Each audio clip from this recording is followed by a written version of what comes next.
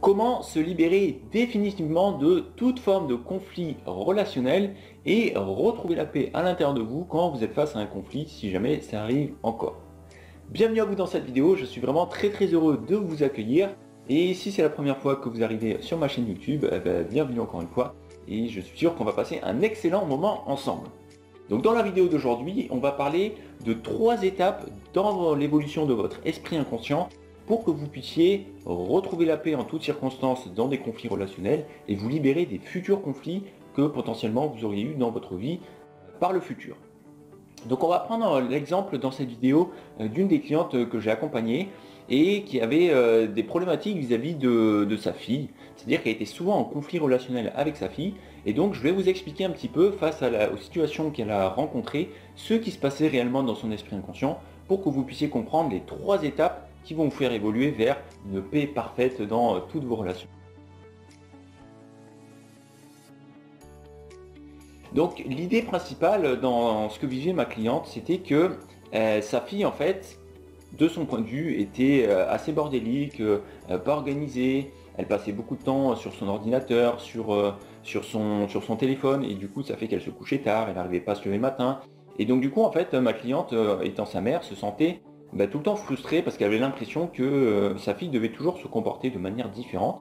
Et à chaque fois que une situation se présentait où sa fille ne se comportait pas de la manière qu'elle attendait, du coup ça créait un conflit. Donc là l'idée c'est déjà de comprendre que dans un premier temps, dans l'étape basique, l'étape 1 basique de ce qui se passe dans votre esprit inconscient quand vous êtes face à quelqu'un qui génère de la souffrance, de la colère, de la frustration en vous, c'est que vous êtes dans le dualisme pur. C'est-à-dire que c'est le système inconscient de pensée de l'ego qui a pris les choses en main et qui est basé 100% sur la dualité et la séparation. Donc en gros, dans votre esprit inconscient, ce qui se passe, c'est que vous vous sentez séparé de la personne, c'est-à-dire qu'il y a la personne et vous devez vous protéger de ce que la personne, de l'impact qu'a la personne sur vous. Le système de pensée de l'ego fonctionne toujours de cette manière. Il vous fait toujours croire que vous êtes sur un champ de bataille permanent et que vous avez besoin de vous défendre et d'attaquer pour survivre. Donc là, en l'occurrence, par rapport à ma cliente et sa fille, ce qui se passe à chaque fois, c'est que du coup, elle estimait que sa fille était responsable de sa colère parce que sa fille ne se comportait pas de la bonne manière, parce que sa fille passait trop de temps sur son téléphone, sur son ordinateur, parce que sa fille ne se prenait pas suffisamment en main, etc. etc., etc. Et ça, c'est la première étape inconsciente qu'on voit 99% du temps dans les relations et plus particulièrement dans les conflits relationnels, c'est que l'autre est responsable de la manière dont on se sent.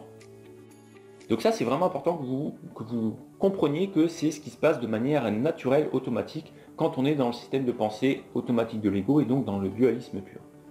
La problématique par rapport à ça, c'est que du coup, on est tout le temps victime de l'autre et on n'a pas vraiment de pouvoir sur la situation et donc on est obligé de se défendre et de contre-attaquer.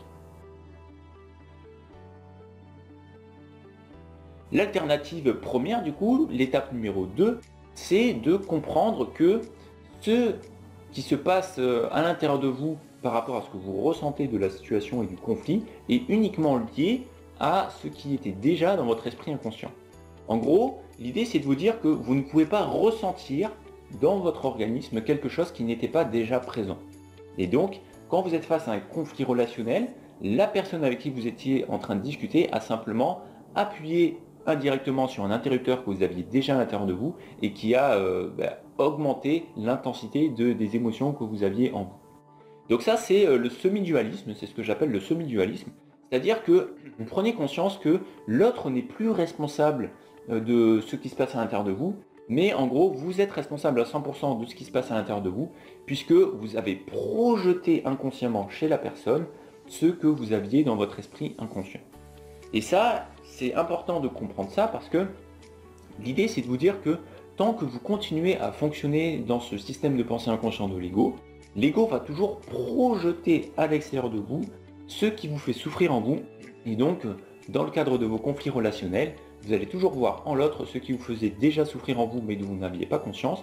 Et le fait de prendre conscience de ça, indirectement, du coup, c'est ça qui va vous mettre en colère, qui va vous rendre triste, qui va vous frustrer, etc. etc. Donc dans cette étape numéro 2, l'idée c'est vraiment de vous rappeler que en fait, la personne n'est pas responsable de votre mal-être. En fait, vous avez juste projeté en elle inconsciemment votre propre souffrance inconsciente.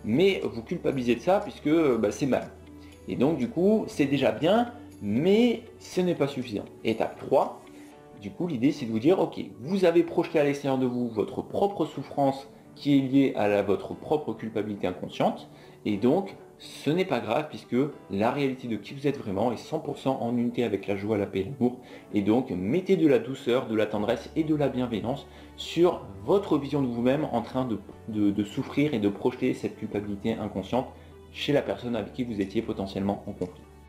Voilà, écoutez, je pense que j'ai fait le tour pour cette vidéo. Bien entendu, je referai beaucoup de contenu sur le sujet parce qu'il y a énormément de choses à dire et plus vous en entendrez, plus ce sera facile à mettre en application. Et en attendant, je vous invite à juste déjà mettre un petit like sur la vidéo si le contenu vous a plu, à la partager pour les personnes que ça pourrait aider, à vous abonner aussi. Ça m'aidera énormément à avoir plus de visibilité et puis ça me fera plaisir de voir que le contenu vous plaît tout simplement. Et puis si vous avez des questions, si vous voulez rejoindre l'épopée du bonheur, ou venir échanger avec moi sur les réseaux sociaux, eh bien vous avez tous les liens en description, je serai ravi d'échanger avec vous. Et puis d'ici qu'on se revoit, je vous souhaite de passer une excellente journée, une excellente soirée, et je vous dis à très bientôt et portez-vous bien. Ciao ciao.